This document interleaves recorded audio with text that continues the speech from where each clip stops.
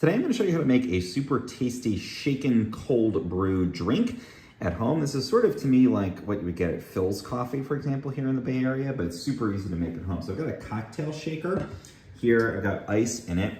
And then you can make your own cold brew. You can also use an off-the-shelf cold brew like this Starbucks that I've got here, or you can use just cold brewed coffee, like just coffee you've brewed, not cold brewed specifically, but normal coffee that you have chilled.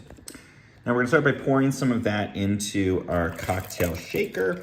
I don't like to really measure, just like to kind of eyeball it, put some of that coffee in. And then to make it super kind of luxurious and delicious, we're gonna add some heavy cream in there. And again, that's what Phil's does here in the Bay Area. If you're not familiar, it's a really great local coffee place. So we're gonna put some of that in. Again, however much you want. They tend to use quite a lot of it, so don't be shy with putting a lot in. And then we're gonna do some simple syrup. I made this myself. You can also buy it at the store. It's just equal parts sugar and water, basically swirled together and cooked over low heat until it is mixed and fully clear. So it's a sugar syrup. That way we don't get the graininess that we can sometimes get with just mixing pure granulated sugar in. So we've got these different components put together. We've got them on ice.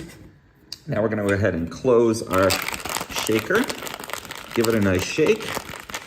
We wanna be not only kind of getting some air into this, but also cooling it down fully because, for example, my simple syrup had just come off the stove.